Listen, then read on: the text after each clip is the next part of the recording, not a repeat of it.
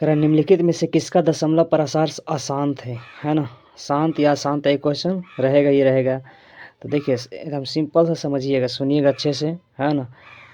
अशांत कह रहा है आपको हर देखना है, हर में देखना है क्या कि 2 या 5, 2 या 5, 2 रहे या 5 रहे, या 2 और 5 का गुणनफल रहे।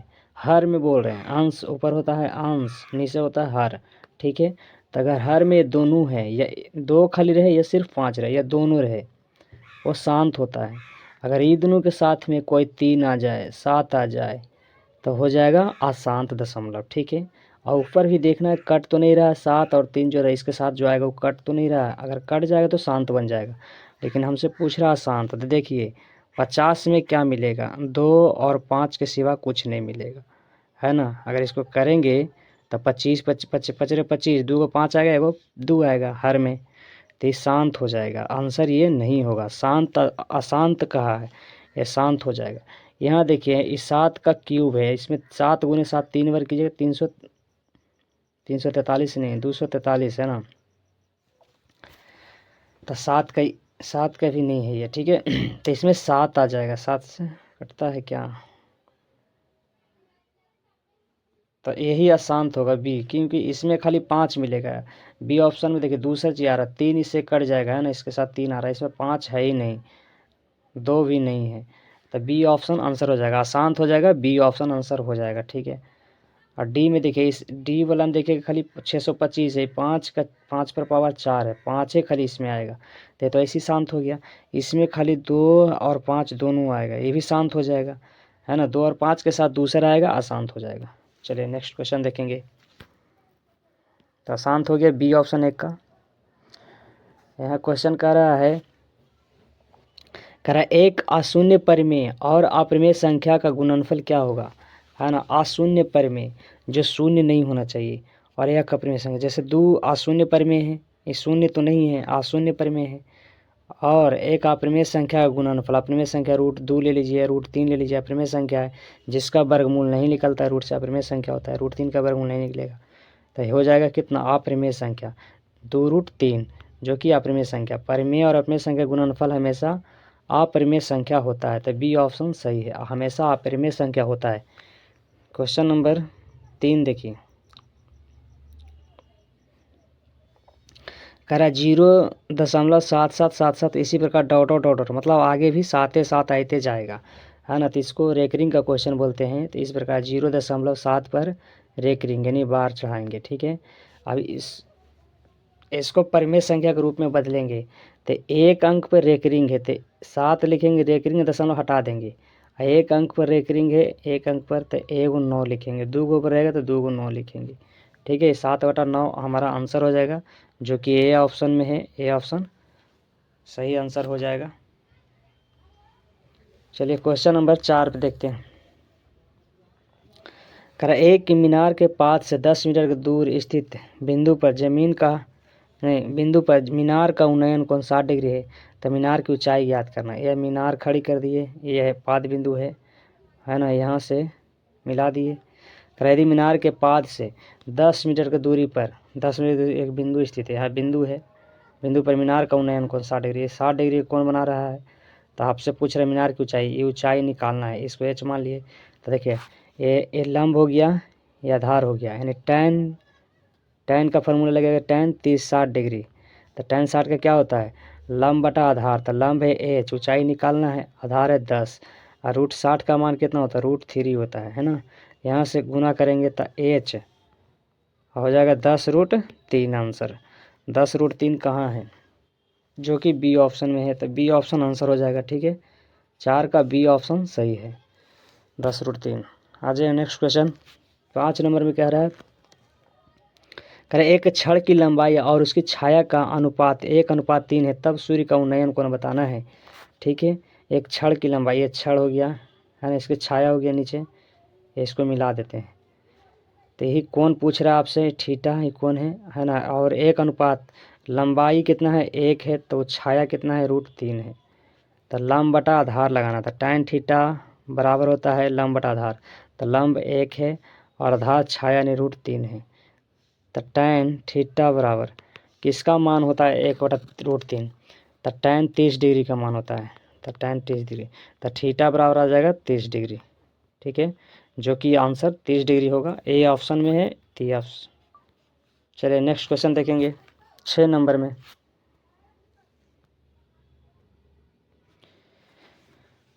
कह रहा है जब वृक्ष की ऊंचाई उसकी छाया से √3 गुना होता है तब सूर्य का उन्नयन कोण क्या होगा? सूर्य का उन्नयन कोण वही क्वेश्चन है जो अभी बताएं इसके ऊपर, है ना। इसी प्रकार से बनेगा, छाया नीचे बनेगा √3, ये एक है, ये कौन पूछ रहा है, तो tan लगाएंगे, tan थीटा बराबर 1/√3, तो tan 30 में किसका मान होता है? 30 डिग्री का मान होता है 1/√3, तो थीटा बराबर 30 डिग्री आ जाएगा, वही क्वेश्चन जो अभी ऊपर बताए थे। तो सूर्य का उन्नयन कोण कितना हो जाएगा? √3 30 डिग्री। 30 डिग्री तो ऑप्शन में नहीं है। एक सेकेंड, क्या क्वेश्चन करा, फिर से देखते हैं। करा जब वृक्ष की ऊंचाई छाया से √3 गुना होता है, जब वृक्ष की ऊंचाई है उसकी छाया से √3, अच्छा यहाँ पे आएगा, देखिए ये छाया 1 है तो ये √3 है ना, ऊंचाई है जो √3 गुना छाया से, इस प्रकार से। ठीक है, ऊंचाई जो ये ऊंचाई है ये √3 गुना है, किकरा से? छाया से। यही क्वेश्चन बोल, देखो वृक्ष की ऊंचाई जो है इसकी उसकी छाया से √3 गुना है, तो √3 गुना ऐसे होगा ना, तो tan थीटा बराबर हो जाएगा लंब बटा आधार होता है तो √3, लंब हो √3 और बटा आधार 1, तो tan थीटा तो किसका मान होता है? √3, तो tan 60 डिग्री का मान होता है, 60 डिग्री, तो tan खत्म हो जाएगा, थीटा बराबर आ जाएगा 60 डिग्री, तो 60 डिग्री हमारा आंसर हो जाएगा बी ऑप्शन में। ठीक है, 6 के बी आंसर हो जाएगा आपका, बी ऑप्शन हो जाएगा। नेक्स्ट करा π/3 कौन संख्या है? तो पाई लग गया जैसे ही बोल देना अप्रिमेय संख्या है, तो बी ऑप्शन सही है, अप्रिमेय संख्या। यही पाई का मान 22/7 खाली लिखा रहता, तो इसको परिमेय संख्या बोलना है, क्योंकि p/q के रूप में रहेगा। अब पाई को अप्रिमेय संख्या बोलना है। कह रहा है यदि p एक अभाज्य संख्या है तो √p क्या होगा? अप्रिमेय संख्या होगा, है ना, अप्रिमेय संख्या, बी ऑप्शन हो जाएगा। क्योंकि अभाज्य संख्या वैसी संख्या होता है जो एक और स्वयं से कटे। अभाज्य संख्या जैसे 5 अभाज्य संख्या है, 2 अभाज्य संख्या है, ये सब के रूट करेंगे तो अप्रिमेय संख्या तो होगा। √3 अभाज्य संख्या, ये भी रूट चढ़ाएंगे तो अप्रिमेय संख्या है, ये सब है ना, ये सब का वर्गमूल नहीं निकलता है, जिसका वर्गमूल निकलता है वो परिमेय संख्या होता है। तो 8 के क्या हो जाएगा? B option. 9 नंबर में कह रहा है पाई कौन सी संख्या? अप्रिमेय संख्या, अभी तो इसके जैसे बस जस्ट ऊपर बताया है ना कि पाई लग जाएगा, अप्रिमेय संख्या बताना है। नेक्स्ट करा भाज्य ए और भाजक बी के लिए ए बराबर BQ + R के लिए कौन सा कथन सत्य होगा? देखिए 0 से बड़ा या बराबर होगा R, ठीक है, और R से बड़ा होगा B, R से बड़ा होगा B। ऐसा ऑप्शन कहाँ है? ऐसा ऑप्शन यहाँ देखिए सी ऑप्शन में, तो सी ऑप्शन क्या हो जाएगा? सही हो जाएगा, सी ऑप्शन हमारा आंसर सही होगा। ठीक, नेक्स्ट आ जाइए 11 नंबर में कह रहा है ए बी एक ऊर्ध्वाधर दीवार है जिसका बी भाग भूमि के संपर्क में है, ऐसी सीढ़ी जमीन से सी बिंदु पर टिकी है। यदि कोण ACB 45 डिग्री है तथा BC 5 डिग्री हो तो सीढ़ी की लंबाई ज्ञात करना है। सीढ़ी की लंबाई ज्ञात करना है, देखिए ध्यान से, सीढ़ी की लंबाई निकाल रहे हैं। कह रहा है AB ऊर्ध्वाधर दीवार है, AB ऊर्ध्वाधर दीवार है, कहाँ बनाएं? चलो यहाँ हम बनाते हैं। ये AB हो गया, A और B हो गया, AB ऊर्ध्वाधर दीवार हो गया, ठीक है, AB ऊर्ध्वाधर दीवार इधर हो गया, और जिसका B भूमि के संपर्क में, B भूमि के संपर्क में है, ये B नीचे लिखी दिए।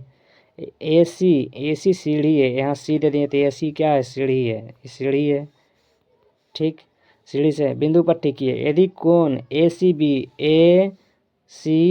ये कोण 45 डिग्री है, 45 डिग्री है, तथा BC बराबर 5 है, नीचे 5 दिया हुआ है, BC 5 हो तो सीढ़ी की लंबाई, ये लंबाई ज्ञात करना है आपको। ठीक है, तो देखिए आधार दे ले, कर्ण पूछ रहा है, ठीक, तो लगा दीजिए, किस में लगाइएगा? आधार और कर्ण किस में आता है? कॉस थीटा में आता है, तो कॉस वाला फॉर्मूला पर लगा दीजिए, जिसको सब tan से बनाइए कॉस साइन से सबसे बन जाएगा। ठीक है, चलिए कॉस थीटा लगाते हैं। कॉस थीटा क्या आता है? आधार बटा कर्ण, तो आधार कितना है? 5, और कर्ण निकालना है, तो कर्ण को मान लीजिए के, है ना। थीटा की जगह कितना रखना है 45, था कॉस 45 बरा 5/k। 45 का मान कितना होता है कॉस 45, 1/√2, 1/√2 अब बराबर हो जाएगा 5/k। क्रॉस गुना करेंगे तो इधर के जाएगा, 3 हो जाएगा k बराबर हो जाएगा 5√2, जो कि 5√2 किस में है, 5√2 है सी ऑप्शन में। तो सी ऑप्शन आंसर सही हो जाएगा। ठीक है, आंसर सी ऑप्शन हो जाएगा। तो आंसर हो गया 5√2, है ना। 11 क्या हो गया 5√2, है ना। समझ में आया कैसे बताए थे, कॉस थीटा बराबर आ गया था। फिर से फिगर बना देते हैं, है ना। नीचे आ गया था BC 5, ये है, ये B है, C है। ठीक है, यहाँ 45 डिग्री दे लेता था, कॉस 45 का मान होता है 1/√2। यहाँ थीटा की जगह 45 रखिएगा तो 1/√2 हो जाएगा। और आधार बटा कर्ण, आधार 5 है, कर्ण के मान लिए थे तो क्या गुना किए थे, 1 गुने किए तो के, इधर √5 गुना होगा 5 से, तो 5√2 न होता है कि 45 का मान था 5√2, आंसर हो जाएगा 5√2, जो कि सी ऑप्शन में है 11 का। चलिए 12 नंबर देखिए।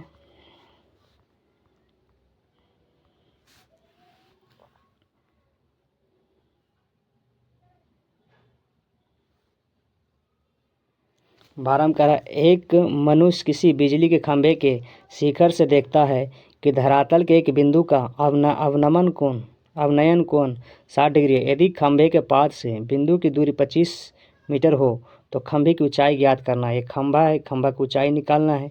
ये पाद है, नीचे पाद बिंदु होता है ना। आप ये पूरा कोर्स में पढ़े होंगे, इस प्रकार से बताया गया होगा। एक मनुष्य किसी बिजली के खंभे के शिखर से देखता है, यहाँ से कोई देखता है, शिखर से देखता है कि धरातल के बिंदु का अवनयन कोण जो है यहाँ से देखता है तो 60 डिग्री थी। ये एकांतर कोण तो ये भी एकांतर कोण के अनुसार 60 डिग्री ये होगा। ठीक है, हम यहाँ से बनाते हैं। अब देखिएगा अवनयन कोण ऊपर होता है, नीचे लिखते हैं 60 डिग्री।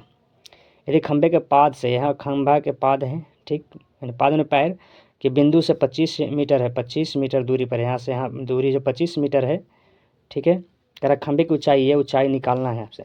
तो tan फार्मूला लगाए, क्योंकि लाम भी ये होता है, ये आधार होता है। तो tan थीटा की जगह कितना रखना है 60 डिग्री, क्योंकि थीटा 60 डिग्री दे ले है। और लाम बटा आधार होता है, खंभे की ऊंचाई निकालना है, ऊंचाई को h मान लीजिए। तो आधार लाम बटा आधार, तो आधार कितना है 25 मीटर। tan 60 का मान √3 होता है, h/25।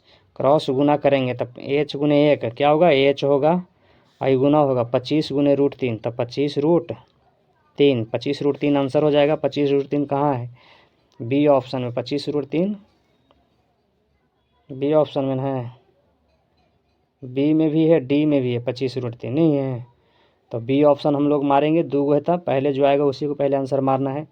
तो बी ऑप्शन सही हो जाएगा, 12 के बी ऑप्शन। नेक्स्ट क्वेश्चन देखेंगे, फर्स्ट में देखेंगे क्योंकि टाइम बहुत लग जाएगा।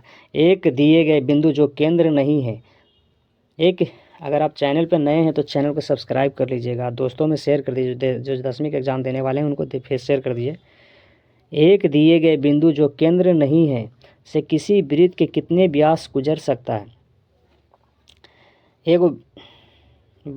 दिए गए बिंदु जो केंद्र नहीं है, एक बिंदु दिया गया है वो केंद्र नहीं है, किसी वृत्त के कितने व्यास गुजर सकता है। एक बिंदु यहाँ पे है मगर केंद्र नहीं है, तो करा कितने व्यास गुजरेगा, तो 1 व्यास गुजरेगा। ठीक है, आंसर होगा 1। अब कहो 1 का है अनंत न होगा, ऐसे कहोगे अनंत नहीं, तो वहाँ ये बात नहीं बोल रहा कि अनंत आप बोलेंगे। करा है दिए गए एक बिंदु जो केंद्र नहीं है, बिंदु है मगर केंद्र नहीं है, केंद्र बोल दिया नहीं है, से किसी वृत्त के कितने व्यास गुजर सकते हैं।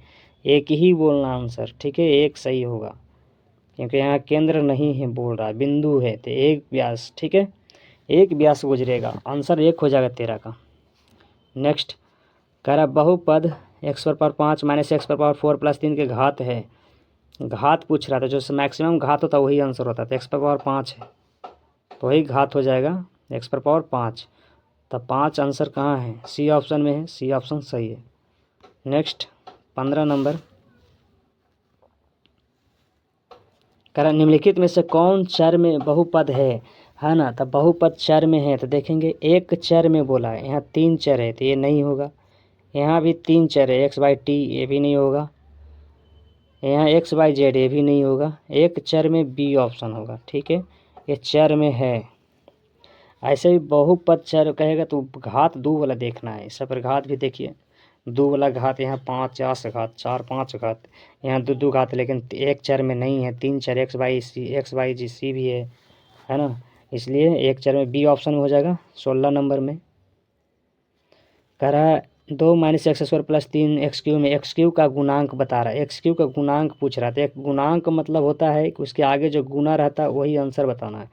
तो एक्स क्यू का गुणांक बोला, तो एक्स के आगे क्या है, कुछ नहीं, तो एक रहता है, तो एक आंसर हो जाएगा बी ऑप्शन, है ना, क्योंकि प्लस है, माइनस भी एक है लेकिन प्लस वाला है, क्योंकि आगे प्लस है तो प्लस वाला एक होगा बी ऑप्शन में।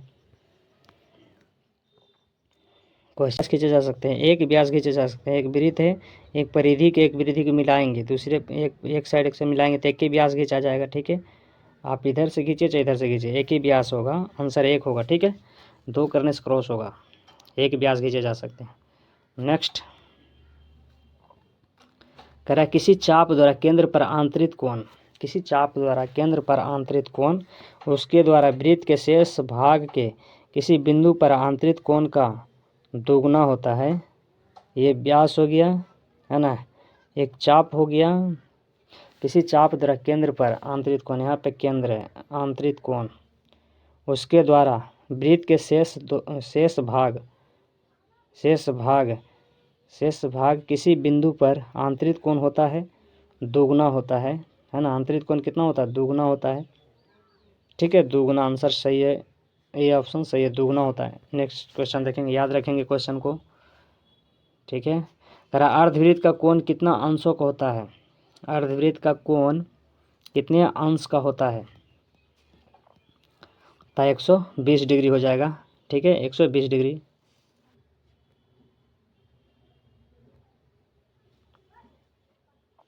अर्धवृत्त का कोण कितने अंशों का होता है, तो अर्धवृत्त, जैसे आधा वृत्त बनाना है, आधा वृत्त बना दिए, कितने डिग्री का कोण होता है, तो 90 डिग्री। कितने डिग्री, 90 डिग्री कोण होता है। सी ऑप्शन सही है ना, 90 डिग्री का होगा। अर्धवृत्त का कोण कितने डिग्री का होगा, 90 डिग्री। अगर ये पूरा वृत्त बनाते हैं तो देखिए पूरा मिलाएंगे तो यहाँ भी 90, यहाँ भी 90, यहाँ भी 90, है ना, तो कितने अंशों को होता है, तो 90 डिग्री अंशों को होता है ना। प्रत्येक भाग 90 डिग्री, 360 डिग्री होता है, केंद्र पर कोण बनता है। नेक्स्ट करा निम्नलिखित में से कौन त्रिघाती बहुपद है, 3 घात वाले त्रिघाती बहुपद होगा। तो त्रिघाती देखिए, इसमें 3 घात नहीं है, इसमें भी 3 घात नहीं है, 2 घात है मैक्सिमम, इसमें 2 घात है, नहीं होगा।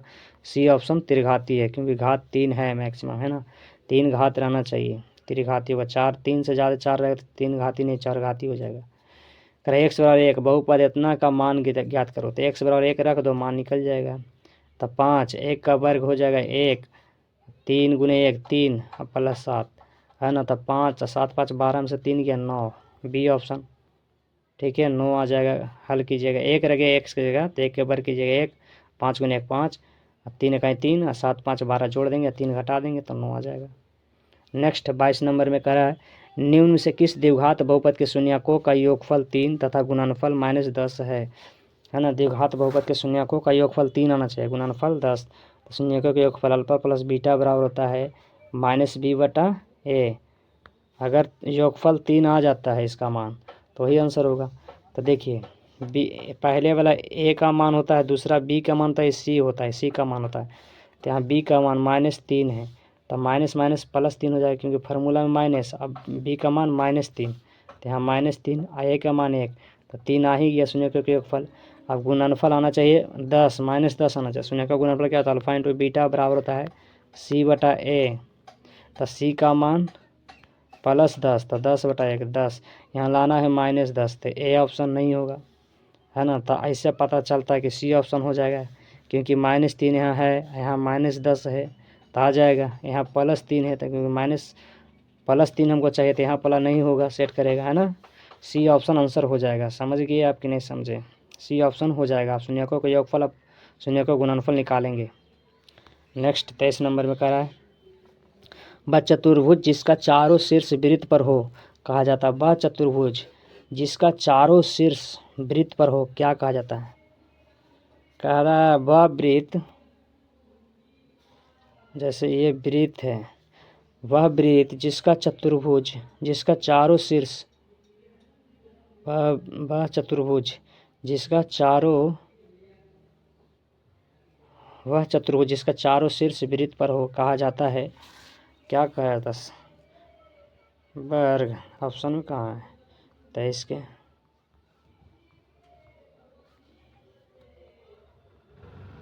23 23 23 23 तो हो जाएगा आंसर चक्रीय चतुर्भुज, है ना। एक वृत्त के अंदर अगर बन रहा है चतुर्भुज तो उसे चक्रीय चतुर्भुज कहते हैं। क्या कहते हैं? बी ऑप्शन हो जाएगा, चक्रीय चतुर्भुज कहते हैं। ठीक, चारों भुजें मिल रहा है उसे चक्रीय चतुर्भुज कहते हैं। चलिए 24 नंबर में देखिए क्या कर रहा है। चक्रीय चतुर्भुज के समूह कोणों के प्रत्येक युग्म का योग कितने होते हैं? 180 डिग्री। कितने डिग्री? 180 डिग्री। ए ऑप्शन सही।